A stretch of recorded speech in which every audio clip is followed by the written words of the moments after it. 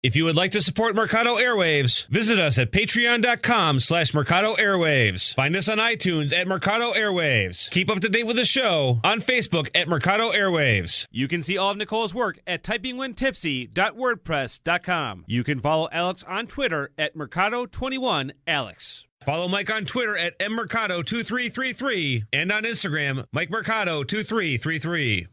What's up, friends? Mike here from Mercado Airwaves. If you missed any one of our past interviews with amazing guests like future Hall of Famer and pound for pound best fighter in the world, UFC flyweight champion Demetrius Mighty Mouse Johnson, another day at the office, I get to go out there and test my skill. To award-winning producer, director, and actor Orlando Jones. Orlando, how you doing, buddy? Hey, sir. I'm good, brother. How you doing? And all the other interesting guests we've had on. Joining us today is director and writer David Ferrier. Thanks so much, brother. I appreciate you having me on the show. MMA legend Chael Sonnen joins us today. Keep listening to your show. This is great. Thanks, my friend. Just subscribe to us on iTunes at Mercado Airwaves. And while you're there, please like, review, and rate us, friends. It helps so much. We also have a Patreon for anyone who would like to support the show. Just visit us at patreon.com/Mercado Airwaves and see how you can get all of our interviews ad-free and before anyone else, and how you can get your business or company spotlighted on the show. Follow us on Twitter at mmercado2333. Like us on Facebook at Mercado Airwaves. Subscribe to us on YouTube, youtube.com/MikeMercado2333. And if you would like to see what we're up to behind the scenes, follow us on Instagram, MikeMercado2333. Thanks for listening and all the support.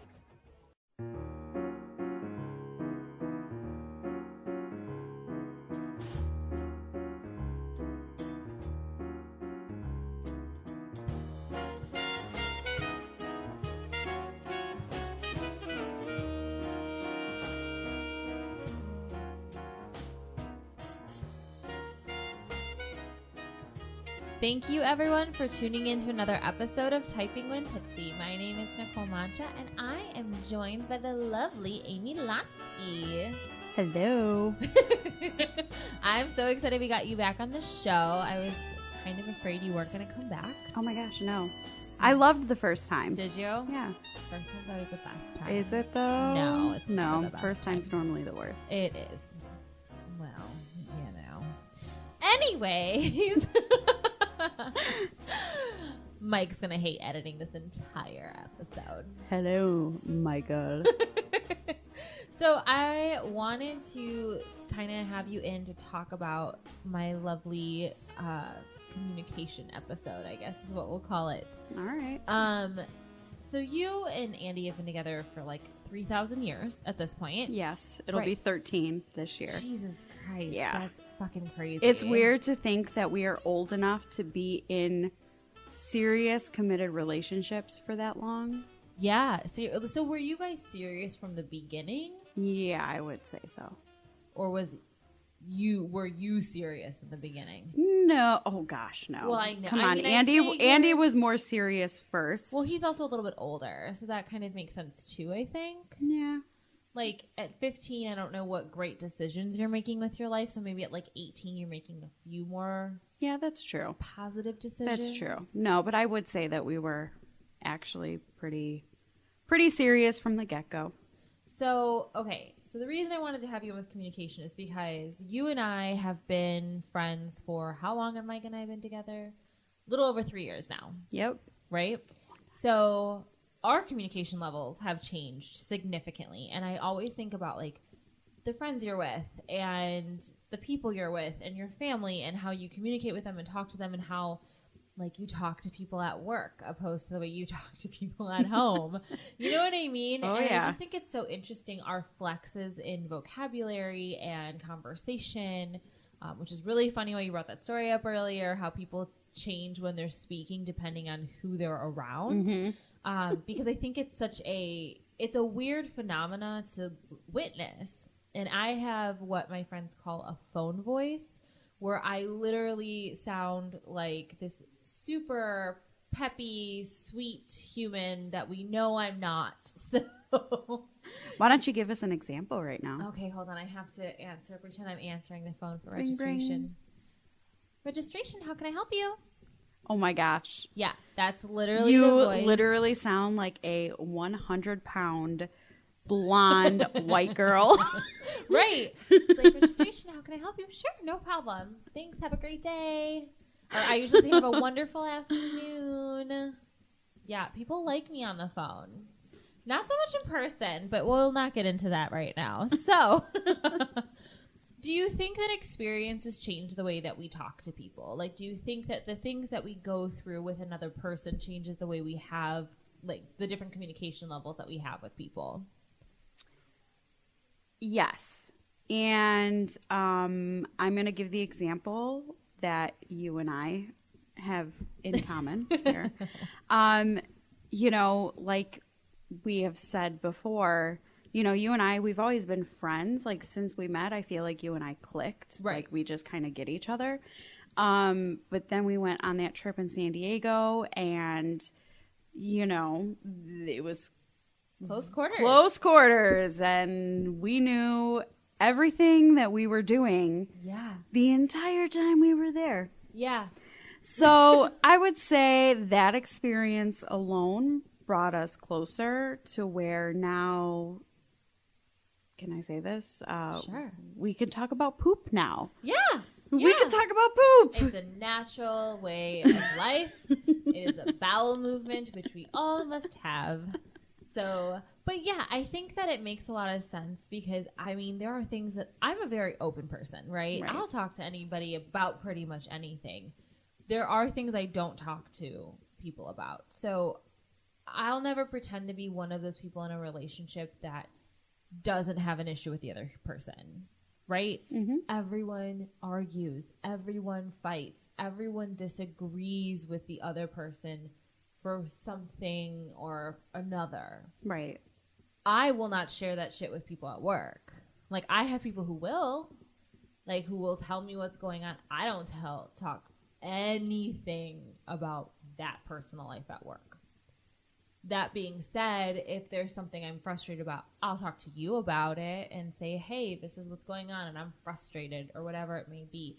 And it doesn't even have to be anything super negative. It's just sometimes you need to vent. Right. But I also think that level of communication is dependent on how much you trust the other person to not vent to another person about what you just said. Right.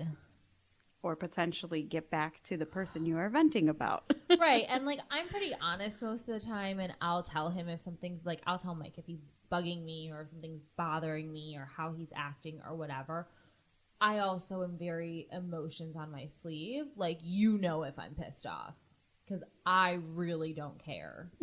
I don't. I mean, the thing is, it's like you're allowed to. I live by this mantra, and like, it was something that we had kind of talked about a lot because he grew up in a household full of boys, right? And that's very different than growing up in a household with a girl and sisters and a mom that has to deal with girls, right? Like, it's just a different kind of emotional level. And my mom grew up in a household with all females. Mm-hmm. She had one little brother, right? And then she did have my grandfather, but there's 4 girls all within a few years of each other. So you kind of have to have some sort of communication clarity, right? Right. So my grandmother coming from old country and my mom moving from old country, there are certain things just in that culture where you don't talk a lot about your emotions. So when we were younger, my mom very much heavily leaned on talking about our emotions. Like, if you're upset, if you're angry, if you're happy, if you're sad, you're allowed to feel all of those things. The mantra in my household is that if you're happy, if you're sad, if you're mad, if you're angry, you're allowed to feel those things. And so I very much follow that. Right. If I'm upset, everyone's going to know. Now, I think it's funny how we do that as people, right? But we're able to shut it off.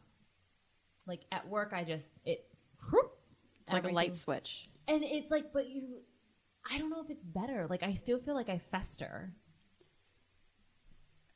Yeah, I mean, I think that's really normal, though. Yeah. I personally, I feel like, I mean, you brought up work. I think especially with work, mm-hmm. You're a professional, right? And like, you go to work to do your job. Yeah, right. I still feel like I'm 15. Like, yeah. Okay, it's time to stop playing pretend now. But you go to work and you know, you're there to do your job. You're not there to, you know, to start problems or whatever, you know what I mean? Your dirty laundry. Right. So I think going to work and flipping your switch is not only normal, but it's the right and the best thing to do. That makes sense. I mean, I guess it's always like, I hate having to cut myself off emotionally like that, especially when, you know, sometimes it happens right before you walk in, but you can't sit around and get upset at everyone else about it. And I also don't like when people do that at work. So it's this weird, like, balance of life, right? Where you don't want to. And I feel like my situation, being a full-time nanny, it's a little different. Because it's so personal. Right. So, like, if I go to work and I get upset at work, you know, I'm in, like, such a personal setting. Like, I'm in somebody's home, working directly for somebody, doing things for this person, my boss, that I feel like I can't really say anything because it's their home, their rules, that type of thing. But I feel like in a corporate setting, when you have, you know, coworkers to kind of bounce ideas and maybe vent a little more, you know, it's different. It's like just two different settings. So I guess I can't really comment on what it's like to have coworkers in general. But you've worked in, like, other jobs before. I have. Is it more, they were just more solitary, where you didn't necessarily have a ton of coworkers around all the time? Well, no. I mean, like, I worked at Jewel and I worked at Sam's Club. Like, I did the whole retail thing, but it's been a long time since I've done that. And, you know, I like having, like, my own space at work. And, you know, I talk to myself a lot. Oh, yeah. And so absolutely. if I get mad at something, you know, as opposed to, like, talking to a coworker, I speak to myself. Like, okay, why am I mad? What can I do to fix this? And I honestly don't know what's better, if talking to myself is better or having coworkers. Probably coworkers. I think it depends. It depends on where you're working, for sure. But, okay, so to turn a little bit, like you mentioned, you and Andy have been together for 13 years. Yikes. Yeah, right? It's weird when someone else says it. Do you think your communication levels have significantly grown or just changed? Not even grown, maybe. Maybe there is just a left turn that you guys took somewhere. And another question is, do you think when you guys got married that communication shifted a lot? Because a lot of times I hear from people where they're like, yeah, it's only a piece of paper, but for some reason when you get married, there is a shift that you feel in your relationship. Definitely. And is that communication shift happen right after? Did it happen right before? You know what I mean? Definitely. So I would say when Andy and I first started dating, almost 13 years ago, you know, I think especially with me being 16 when we started dating, you know, I didn't want to say the wrong thing. I was a little more shy. You know, I didn't know who I was as a person yet, and I was still in my shell. So I didn't necessarily tell him what I thought he wanted to hear, but I didn't tell him things that, like, he didn't want to hear, like opinions of mine that, you know, I thought would offend him.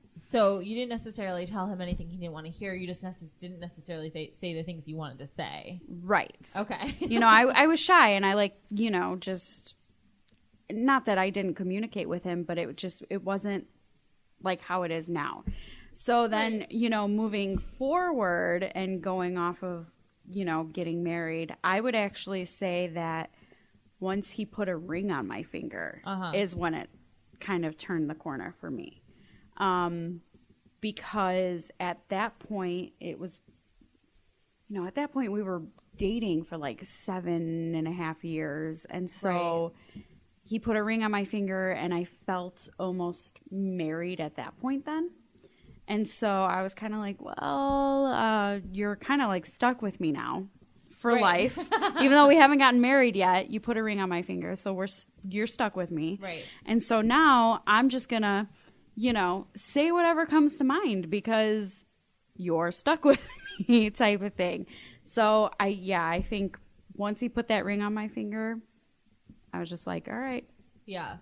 So then after you guys got married, did you feel that shift again? It's because I feel like when you're getting married, everything is focused on the wedding. Oh, gosh, yes. Well, just because there's a lot of things going on, it's not even just about the money. It's about who are we inviting? Who are we cutting? Who are we going to sit with who? Because this person doesn't like this person. And, what is the caterer? Are we doing open bar? Is this happening? Are we going to have drinks during dinner? There's all these things and, that you think about when you're planning a wedding that I feel your brain almost goes on overload because you're trying to do the things you do every single day in life and then add on a party that's going to cost you $25,000. Right. Oh gosh, yes. You know what I'm saying? That's kind of the thought process behind it, right? Is that there's all these things going on. And I feel like sometimes that's why people are like, well, it just changes when you get married. It's like, well, yeah, because your brain isn't convoluted with asking what kind of napkins you want. You know what I mean? It's just bizarre to me. You chose napkins as an example? It's a good example. It's a stupid thing to think about, isn't it? So when you're just so overwhelmed in general, it's like, yes.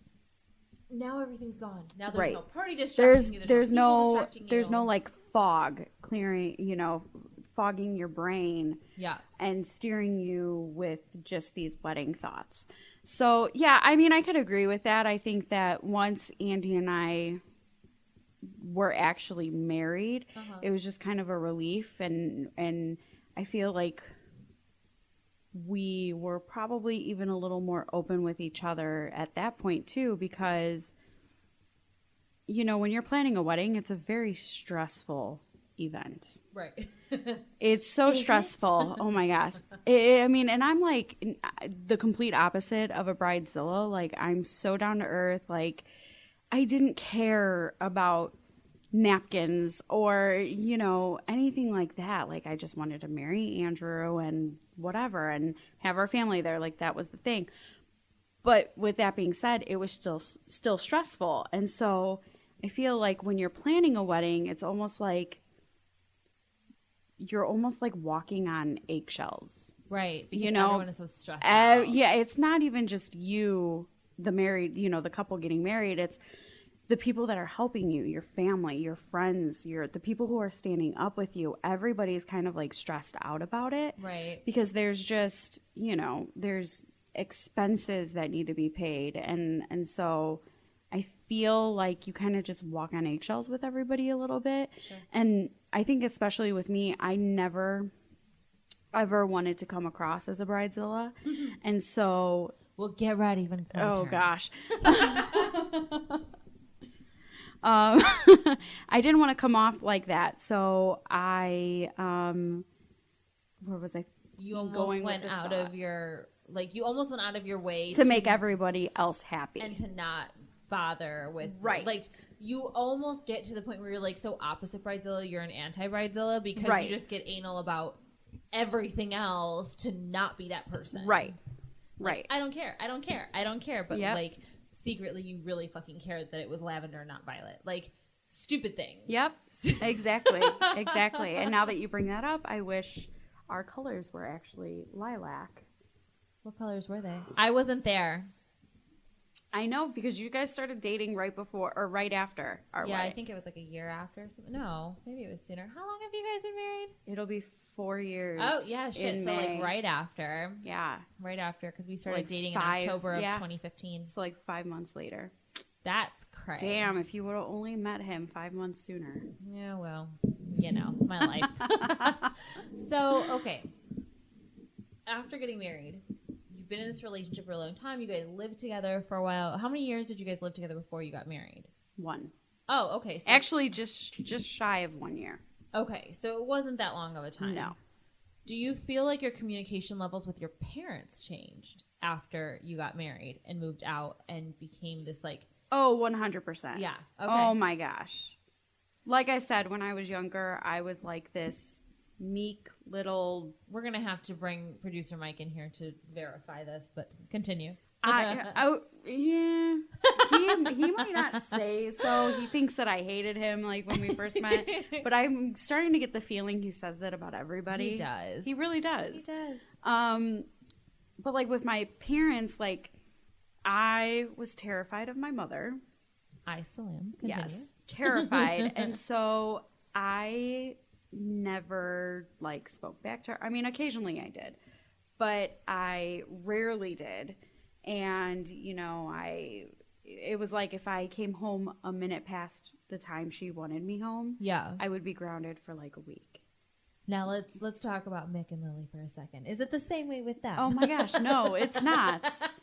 Anyways, but yeah, I think that's so interesting when the parent-child dynamic changes. Yes. I think my dad was very open with me being an adult and like you can't tell them what to do forever. My mom did not have that same kind of mentality.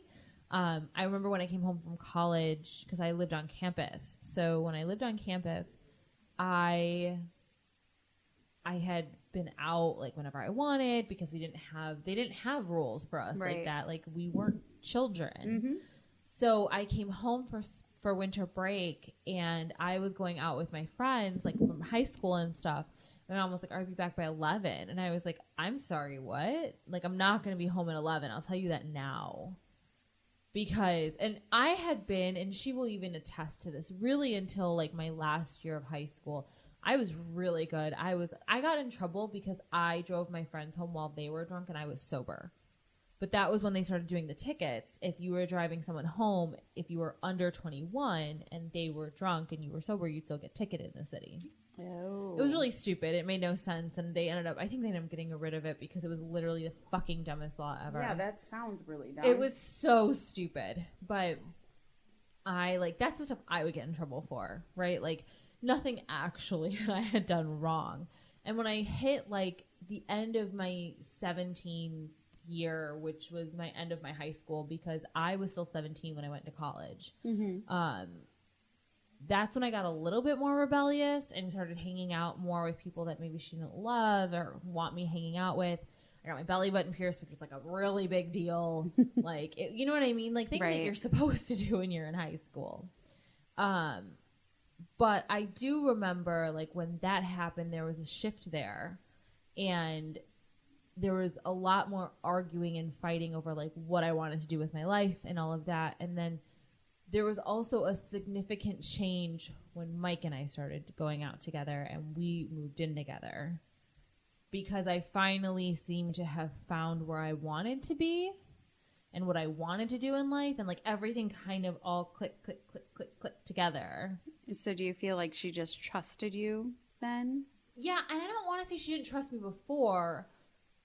I think a lot of our parents' generational issue is that they think we're doing all of these jobs and what are we doing and what are we focusing on and what are we going to be when we grow up.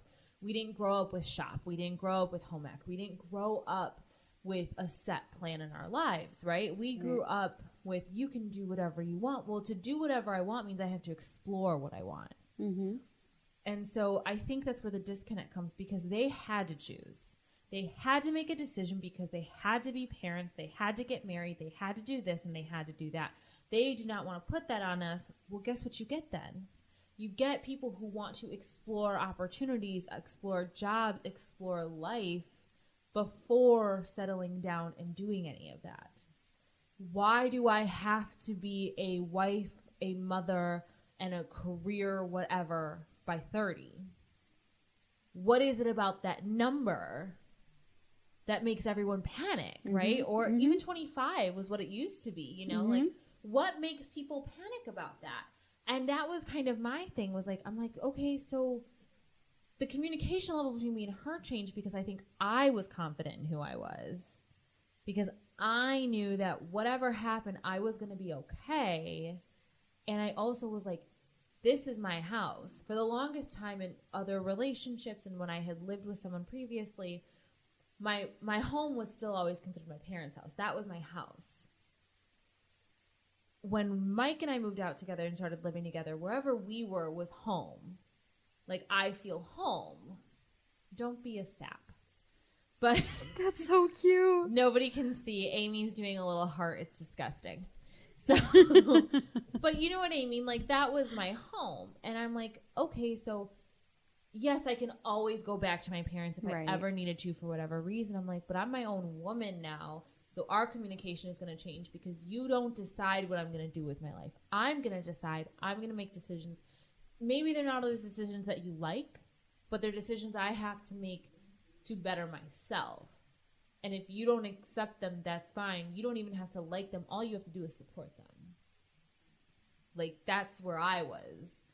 And I think that's a shift that happens when you become an adult and when you truly feel like an adult, is that mental click that happens. You should be a motivational speaker. Oh, thanks. You should.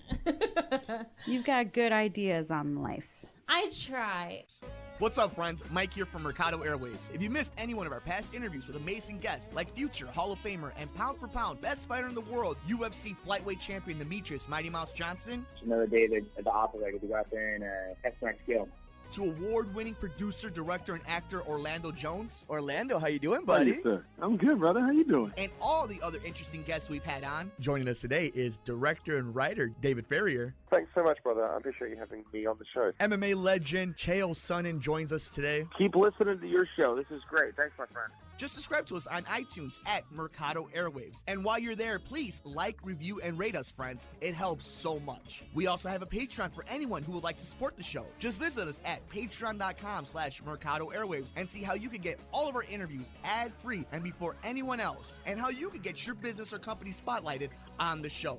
Follow us on Twitter at mmercado2333. Like us on Facebook at Mercado Airwaves. Subscribe to us on YouTube, youtube.com/MikeMercado2333. And if you would like to see what we're up to behind the scenes, follow us on Instagram, MikeMercado2333. Thanks for listening and all the support. If you would like to support Mercado Airwaves, visit us at patreon.com/Mercado Airwaves. Find us on iTunes at Mercado Airwaves. Keep up to date with the show on Facebook at Mercado Airwaves. You can see all of Nicole's work at typingwhentipsy.wordpress.com. You can follow Alex on Twitter at Mercado21Alex. Follow Mike on Twitter at mmercado2333 and on Instagram, MikeMercado2333. I just feel like, especially like our generation gets kind of a raw deal with everything. Oh, yeah. Tell me more. No, it's hard. Like, when I graduated, because we didn't graduate in the same year. So I graduated college in 2011, and the downturn of the market happened in like 2008 and 2009. Like between 2008, right when I went into college. I had already not been able to do what I wanted because I got the program. And then when we graduated in 2011, or when many people our age graduated in 2011, there was no fucking jobs. Nope. Like, there was nothing. And it's crazy because now I see all of these jobs in the market and they're like, this is who we want. And we want bachelors with anthropology, which is what I did. And I'm like, but now I'm too far out for them to be like, well, why weren't you doing this all these years? Well, I couldn't because there was no jobs when I was doing this.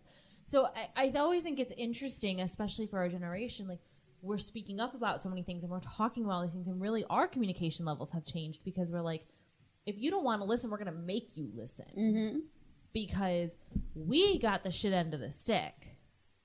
Preach, sister. Well, you know what I mean? Like, it's, we've talked about buying a house, and it's like something we're not going to do for a few years because I think it's like embedded in us as millennials to be scared to buy something so permanent when we don't know what the market's going to look like. And I don't think those are necessarily things that our parents thought about. Oh, no. Like, from the Depression, it's like they weren't born in the Depression. So they skipped all that. And then I know there was a little bit of a downturn, I think, in the 80s, but nothing so significant. Not crazy like the Great Depression or the downfall in 2008. There was nothing like that. And so when they bought a house, every year, the value of their house went up. Right. The value of my house, I mean, how much is it going to go up in the next 5 years? Right. And it's like, it's something that, we've thought about, and it's crazy. But again, it's like I think that's why as people we communicate more. And I could be wrong, but I feel like our parents' generation was a little more subdued with how they communicated with one another, and things were supposed to be quiet. and everything's a secret and everybody knows but nobody knows, you know? And I feel like we're so much more open about that, especially like people talking about mental health and, you know, things like that. It's like, well, yeah, because we need to fucking talk about it. It's not just going to go away. I think social media and the internet also helps with that.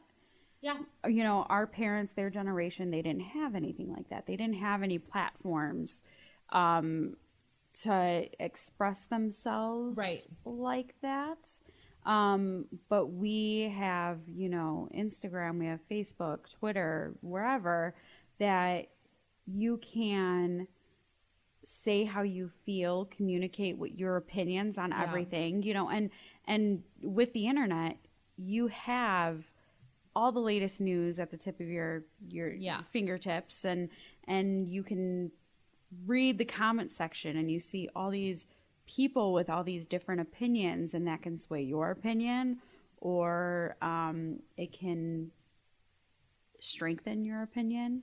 Yeah. And I think that it helps.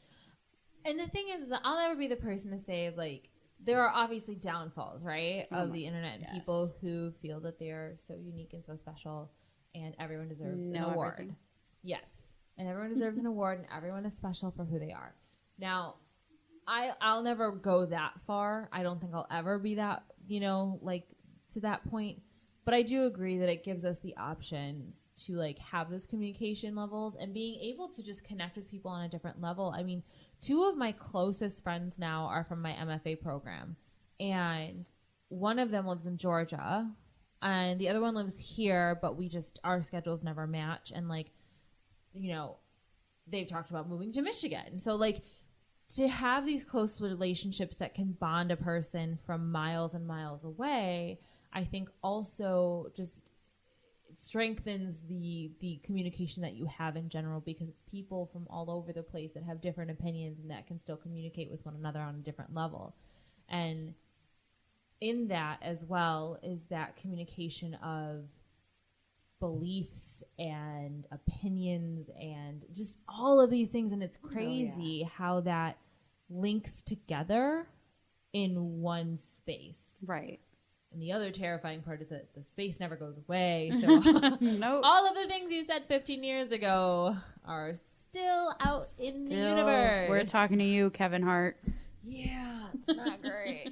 But, like, that being said, it's, you know, it also grinds my gears. I had to do it.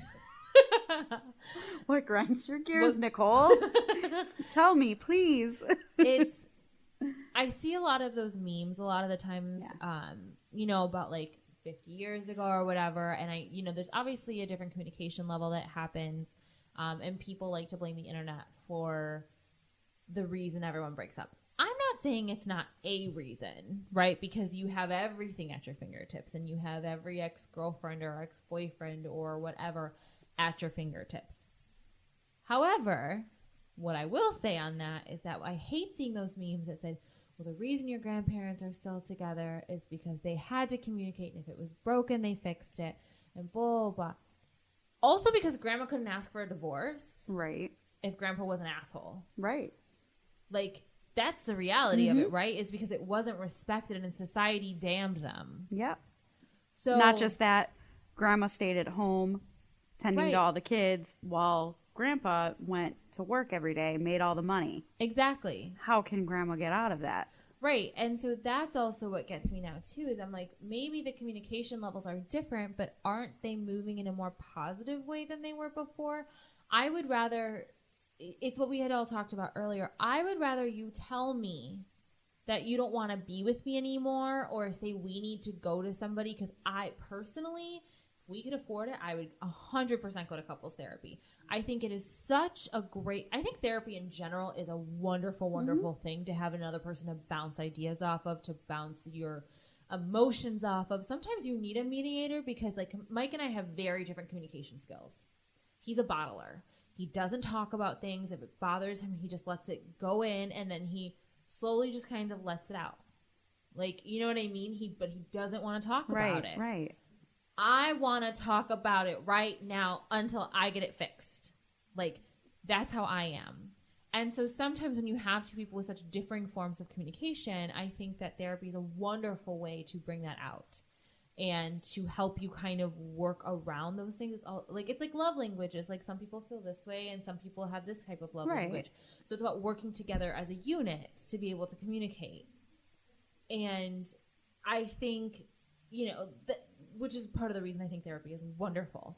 But I think that the reason that we have these differing levels of communication and are so much more open to communication means that maybe my relationship with you doesn't work out. That doesn't mean it's not going to work out with everybody forever, but wouldn't you rather find out from us communicating now that it's not going to work out? Right. Than 15 years down the road? And you know what? If we're together and then 15 years down the road, it's not working out and our communication level isn't working, wouldn't you rather split with somebody who you had an amicable relationship with and a loving relationship with, it just didn't work out, than staying, letting it fester and hating each other? Yeah. What's the right... There's no right answer. No. But it's like, that's how I've always felt about relationships, is why would I stress over something? You need to work at a relationship. It takes work. It takes time. It's exhausting. That's just relationships, right? Yeah. It's tiring sometimes because sometimes I don't want to fucking talk about who's going to do laundry and who's going to be part of this thing and who's going to go to this family event, or I don't want to go. Well, you have to go. Like sometimes it's tiring, and sometimes I live for the 4 hours that I get by myself. I love being alone. Like, love it. To the point where it's possibly unhealthy. Girl, I'm with you there. Right. Like, I love being alone. I live for, like, Sunday mornings because no one's home for 6 hours, and I get to have that time to go to the library and write, or to watch TV here, or to read a book, to do something by myself. And I'm sure he lives for those times when I'm at work because he's off during the week, is like, he gets to be here by himself in his own shit, doing what he wants to do without somebody else there. There's something so comforting to me about being alone sometimes. Because I think we all need space. I'll never understand people who need to spend every waking moment together. Oh gosh, no. I just don't get it. No. Like, nothing, not knocking it, just don't understand it. I mean, I also feel, going back to like the social media thing. Yeah. I feel like it's so easy to never be alone because of that. Absolutely. You always, I mean, everybody has the Facebook app on their phone. You can easily go on Facebook on your phone at any minute of the day, and connect with all of your Facebook friends. And so I think it's easy to feel like you are never alone. Right. And so going off of what you're saying is, yes, alone time. I agree with you 100%. Like, I need it. Andy knows that I need it. There will be some times, where on a weekend we'll just be like hanging out in the living room, and I'll just get up and I'm like, I'm going into the bedroom. Like, don't follow me. Like, I'm going to go read. Like, I want to kind of like just be in my own space right now. Yeah. And he gets it and he lets me go, and that's it. And after 2-3 hours, I emerge like a new person. Yes. That was my only thing, and that's the only thing I asked for when we started dating, is if we ever buy a house, is I want to have a tree house. I want to have my own little office in a tree house. I mean, I guess a she shed would be fine, but I always wanted Cheryl. But I always wanted my own space, because I feel like a lot of the times in this case and just in general, like, I've never lived alone. I've always had roommates or somebody else that, I had lived with, which is fine. You don't really get to have your own space that way. You don't really get to decorate things that you want to. Like, I feel like I'm it's funny because we talk about it all the time. Like, I don't watch horror or anything, but I write really, really dark fiction and all of that kind of stuff. But if I had my own studio, it would be filled with bright colors and sparkle and just lights and all these things that make me happy, because I like to be in a happy place when I'm doing things like that. weirdly. Like it has to like bring up my aura because I'm just such a fucking negative ass Nancy when I'm writing. It's like this person died here because they just got in my way. But like that's how my writing is. But it's like, so to have a space that's truly my own means so much to me. And I think it's, you know, I have my stepsister, but we didn't live together until I was much older. I was like 18 when she moved in with us. So I had my own space and my own room for majority of my life. That being said, I also had siblings. I had 3 brothers who lived with us, like 3 and then 2 and then 1. And we were the house. Everyone came over to our house to hang out, like, because we had the basement and we had all of this stuff. So everyone came to our house. So my house was never quiet. And I think that's why I live for quiet, is because it was never silent. And like whenever I was home, my mom and I for the longest time were on the same schedule. So I never could be in the living room because she was always in the living room. That was her space. You know what I mean? So what did you do? So I mean, I hung out in my room, but like I didn't have a TV in there until I was like 21. And like there was just like random things that I just didn't have, you know? So like when our schedules changed when I was in college, and even past college when I was working, and I would work the really early morning shift, so I'd be home by like 1. She wouldn't get home till like 4 or 5, and I would have those 4 hours to be in the living room and to have my space. And I lived for that shit. Like, lived for it. Because, I mean, obviously my communication level with my mom has changed a lot, and it's so much more positive than I think it was, because it's hard when you're the same exact person. Oh, yeah. You know what I mean? Like, and I've noticed that as I got older, like, we're the same exact person. We have differing opinions on everything. Right. But the same, like, fire that goes into it and the same passion that goes into it. So it's always really interesting because we're never on the same page with that. It's like she hates tattoos with a fiery, burning passion. Did not speak to me for 3 days when I got my second one. Was furious with me. I have 10 now. So we can see how I also go overboard with things, because I'm like, oh, you don't like it? Well, guess what, lady? Yep. But, like, that's the thing, right? It's like that's the duality of nature and duality of life. Our communication levels now are so much different because I feel like she also speaks to me like an adult, even though I don't think I am, but don't tell anybody. They're letting me live here, and they're letting me pretend I can handle my shit. So who knows? But no, do you think that the way you talk, like, with your friends has changed too? Or do you also think that your communication is just cut off with some people?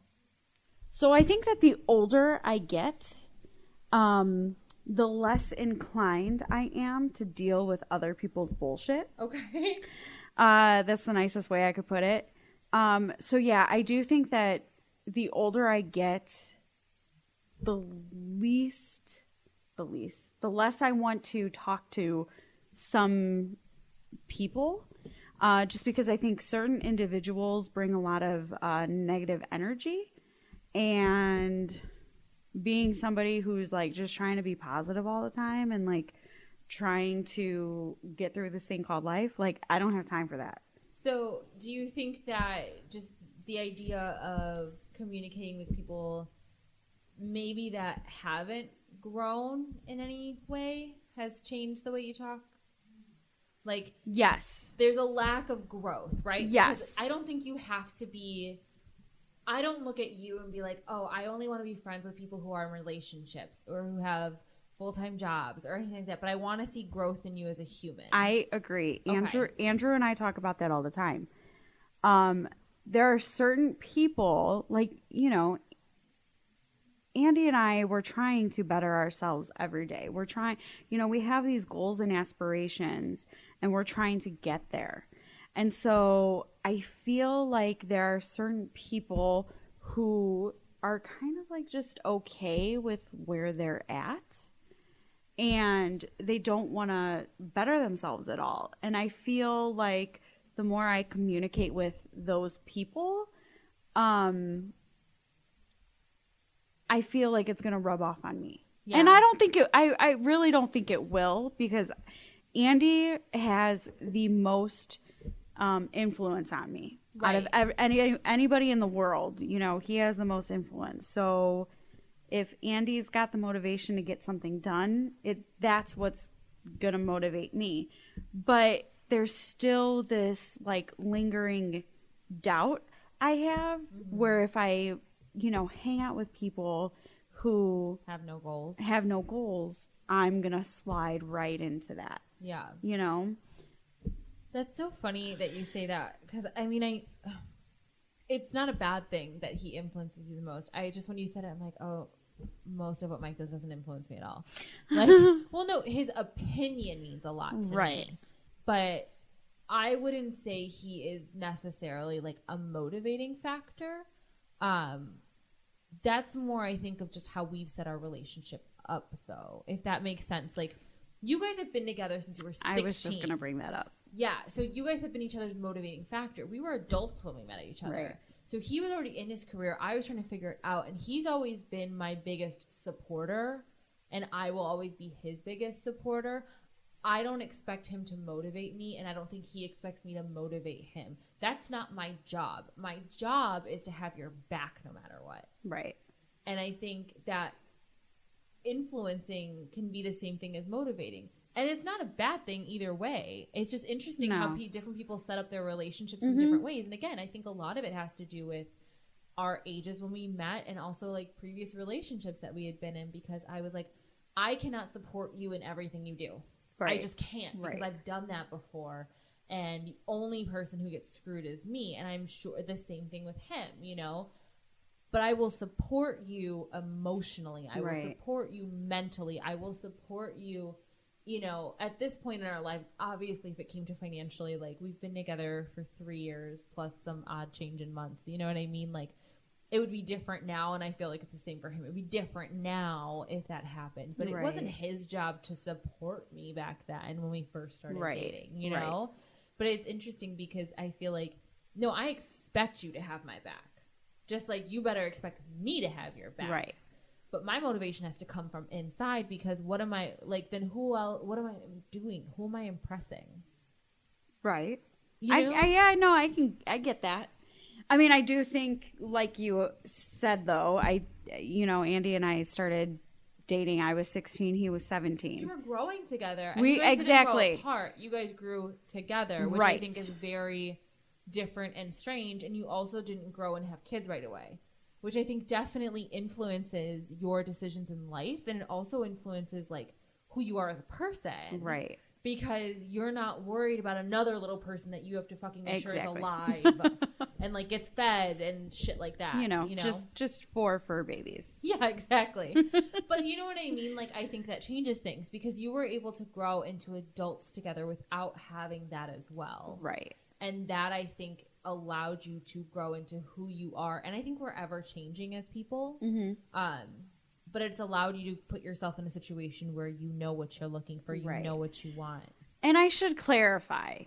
I think what I mean by him being my biggest motivation, it's more of, what we want to achieve as a couple.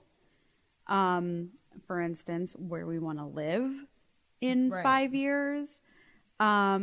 That's kind of how he motivates me. He reminds me like, hey, these were our dreams. These were our aspirations. How are we going to get there?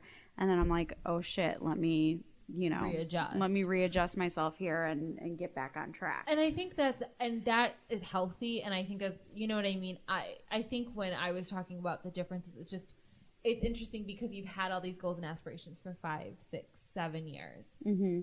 Our goals and aspirations are starting to be created right now. Yeah.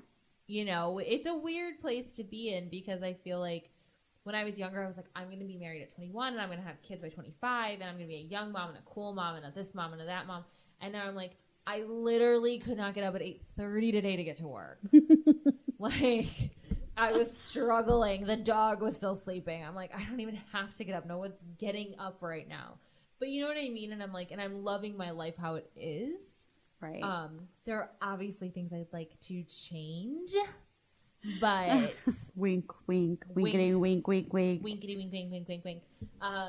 But overall, it's like I just enjoy growing and growing that communication level as well. And I'm definitely more open than I was in the beginning, because you're right. Everyone puts their best foot forward. Like, Yeah. you put your best foot forward. You want to make that person happy. And it's like, You want to make a good impression. well, and it's funny because Mike sent me this like little clip today of Steve Harvey. Like, he, you know how he does the questions at the end of the show? Yeah. And this girl is like, I was with this guy and he was amazing and wonderful. And like, we got engaged and then we were going to get married. And then I, you know, he wasn't sure and he wanted to postpone. And so I called it off, but he's still communicating with me and I don't get it. Like, what does he want from me? And Steve Harvey's talking and he's like, how old are you? And she's like, I'm 27. He goes, okay, you're 27. How long were you guys engaged for? And she's like, well, we got engaged like a year ago and we were getting married in like 8 months. And he's like, so what's wrong with being engaged for 2 years? What's wrong with being engaged? He's like, just because he's not ready to get married doesn't mean he doesn't love you. He's like, were you honest about what you wanted? And she goes, well, yeah, I told him I want to get married. I want to have kids. So he wanted to make you happy, because that's what a good man does, is he tries to make you happy. And so if he still wants to be in your life and he just wants to push that day a little bit because it's starting to creep up on him and he's not feeling ready, wouldn't you rather have a man who's ready and who loves you and who's a good man than a man who rushes into something and maybe regrets it later? Steve Harvey laying down the facts. He really does. Yeah. But it's like a very good point, because I was like, some people get engaged and get married right after, because some people are together for 7 years and they're just like, we're going to get engaged because everyone wants us to get engaged, but like, we just really wanted to get married. We didn't think we needed to do that whole engagement center portion. Right. And that's fine too. But they've also been together 7 years. They're probably in their 30s. Like, things change. At 27, for me, that's 2 years ago, almost 3 years ago now. Things were very different when I was 27. We'd only been together for a year. Like, and maybe that I was very clear from the beginning I wanted to get married and have kids and be a mom and do all that stuff. But I think as I get older, I also realize that I want him to be ready to get married and have kids and do all that stuff. Oh, yeah. Because what does it matter if I'm ready and he's not? Right.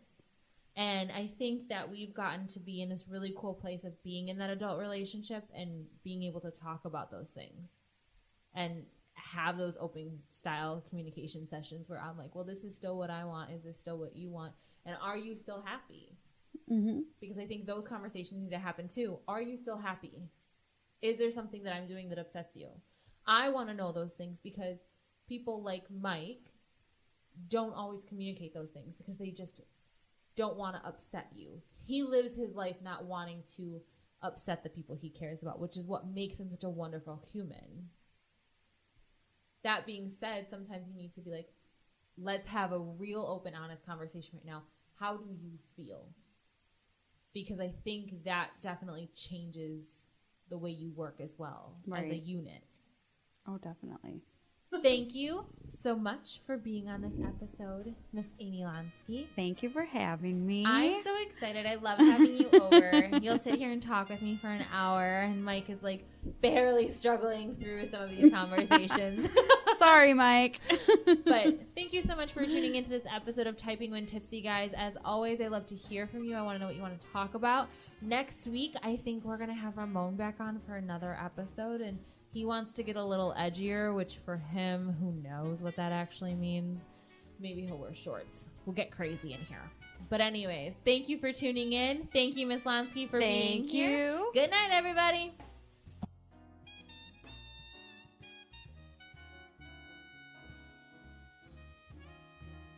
If you would like to support Mercado Airwaves, visit us at patreon.com/Mercado Airwaves. Find us on iTunes at Mercado Airwaves. Keep up to date with the show on Facebook at Mercado Airwaves. You can see all of Nicole's work at typingwhentipsy.wordpress.com. You can follow Alex on Twitter at Mercado21Alex. Follow Mike on Twitter at mmercado2333 and on Instagram, MikeMercado2333.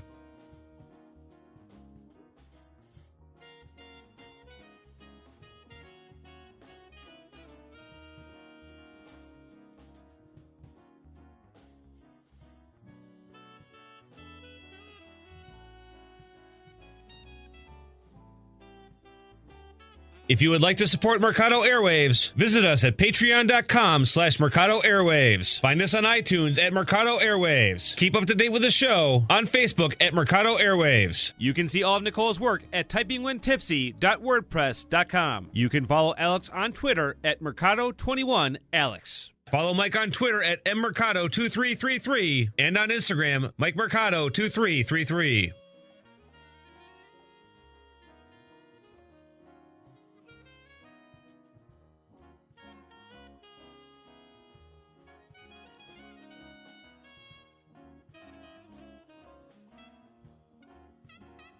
If you would like to support Mercado Airwaves, visit us at patreon.com/Mercado Airwaves. Find us on iTunes at Mercado Airwaves. Keep up to date with the show on Facebook at Mercado Airwaves. You can see all of Nicole's work at typingwhentipsy.wordpress.com. You can follow Alex on Twitter at Mercado21Alex. Follow Mike on Twitter at mmercado2333 and on Instagram, MikeMercado2333.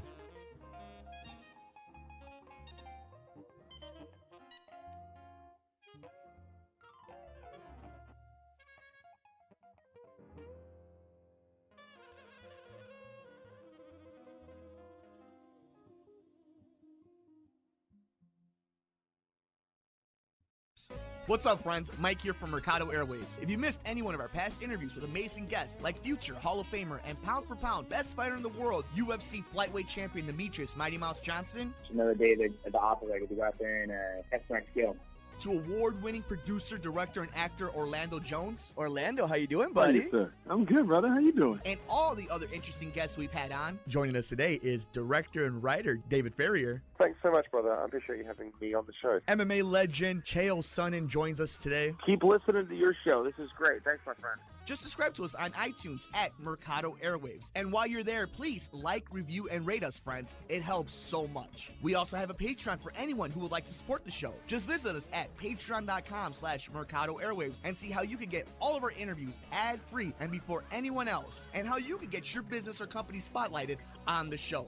Follow us on Twitter at mmercado2333. Like us on Facebook at Mercado Airwaves. Subscribe to us on YouTube, youtube.com/MikeMercado2333. And if you would like to see what we're up to behind the scenes, follow us on Instagram, MikeMercado2333. Thanks for listening and all the support.